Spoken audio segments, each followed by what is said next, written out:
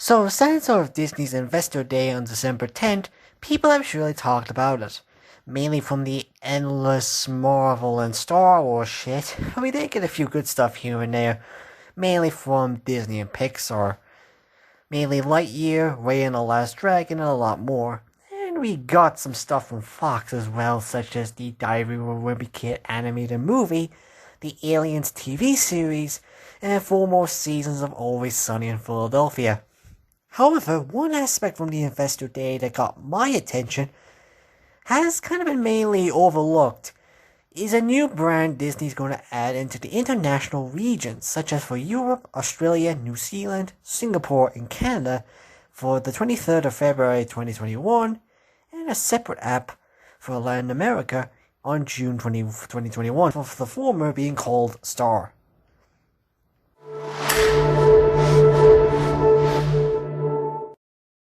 Star is now confirmed to be the international take of both Hulu and FX, as it will contain a lot of content that's made for adults and uses the content from Hulu, FX, Freedom, ABC, and 20th Century Fox via their films and shows.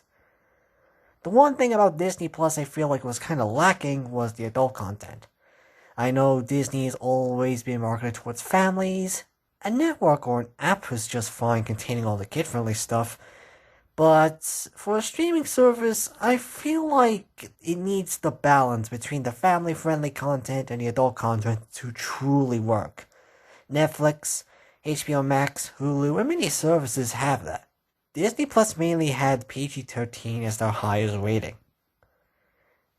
Meaning outside of Marvel, Star Wars, and The Simpsons, with a couple of random Disney films in there, it doesn't have adult demographic to truly get more memberships, especially from the lack of 20th Century Fox content. That, however, is now changing, thanks to Star. During the Investor Day stream, they showcased the brand and how it'll work on Disney+. Now with this, there will be a slight cause of a price change towards it, depending on where you live. Now, I apologize if I don't know what the currency exactly is for each specific region. So if you can tell me what particular currency you have, that'd be great. But because of what Star has, I feel like it's actually going to be worth the change, as it does have a lot of movies and shows in there. Hell, I would say it's a better price to pay rather than the premium access crap with Milan and Raya and the Last Dragon. Just thank God Soul is given for free. Now the question is, what exactly is going to be added? Like I said, it's an 18 plus section for Disney Plus that contains shows and movies from 20th Century Fox's brand, like Hulu, FX, and 20th Century Studios, as well as Disney's ABC and Freedom. I should add, however, that this will mainly go for the shows Disney themselves own, and not from other studios that are allowed on FX or Hulu to stream. Like, for example, the Animaniacs revival, for example, since that's not directly from Disney. No, however, this also can depend on your country, and if any of these shows or movies have a pre-existing deals with other streaming services like Netflix. If it does, it may take a bit longer for it to be on Disney Plus, unless Disney does something to make the other company give them the show.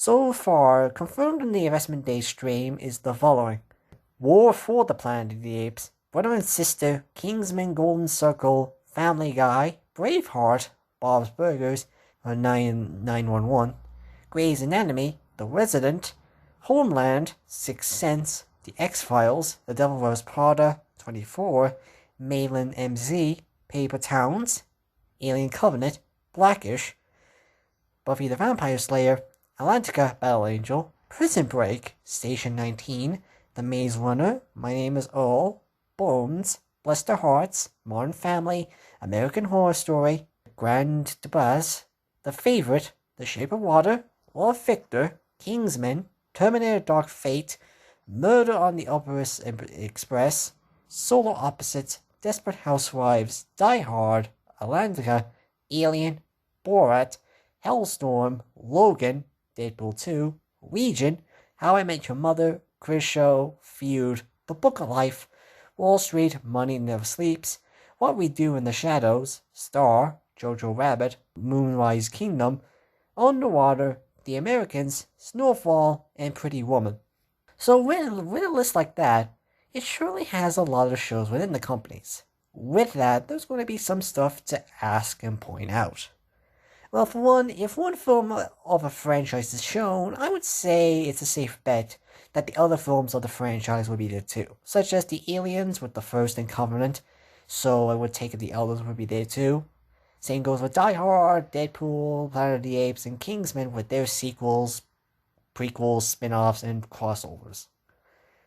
As for the Fox animated shows, since we have got Family Guy, Bob's Burgers, Solar Opposites, and Bluster Hearts, I would take it's safe to say that the other shows will be there too, like Futurama, American Dad, Cleveland Show, and The King of the Hill from Fox, and Archer from FX. The only one I would say is unlikely to be there is Duncanville, over the fact that NBC Universal television distribution is involved in the project, but who knows. Another thing to point out is what will happen to the upcoming shows from Hulu and FX, such as American Horror Stories, the Aliens TV series, and a lot more. Well, Star has been said to be putting them under the Star Original. It probably means after the season ends in the US, it will probably in Star, or if the show or movies come into Hulu or FX, it'll come to Star at the same day. Now, the one I think it should be important, region-based shows. It could be possible that some of these shows may not come to Disney Plus Star, depending if the user lives, and if the show or movie is in another server. Such as here in Ireland and UK, we have 3 FX shows on Netflix, since we don't have one. Those being It's Always Sunny in Philadelphia, American Horror Story, and Archer. Now, I'm not sure how long exactly does Netflix have the rights to have these 3 shows. But if it's a long one, it might take a while for Disney to have these there despite them owning the show to keep going. Unless Disney makes Netflix give them the series or with a new deal or something. There's also another thing to point out is the shows that could be given the Simpsons and Sky deal treatment.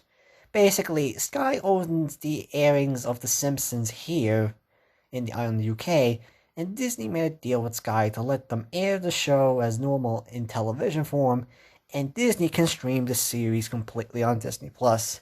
This could be the case for Fox with Family Guy and American Dad, Comedy Central with Bob's Burgers and The Cleveland Show, and Sky once again for Futurama to have the networks air the shows for television while Disney can stream the series as long as some other live-action shows they don't really care about. And finally, there's going to be one more question to ask. How far will Star go with the adult content? Well, let's just say, if this show can't be added to Disney Plus with Star, any show and movie from Fox can be added. That show being Family Guy. Mainly from the new episodes. Like, if you've seen a single episode of the 2010 episodes, you know it's very filled with stuff that you would never see fit with the Disney brand.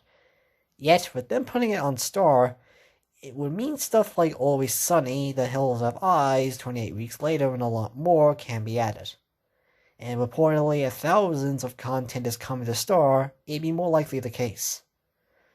So with that, what do you guys think about Star and how Disney Plus is going to handle this feature? Personally, I think it's what Disney Plus needed to truly work, and uses the Fox stuff a lot better than before. But we just gotta wait about 2 months and see how this goes. Or 6 months for Latin America users.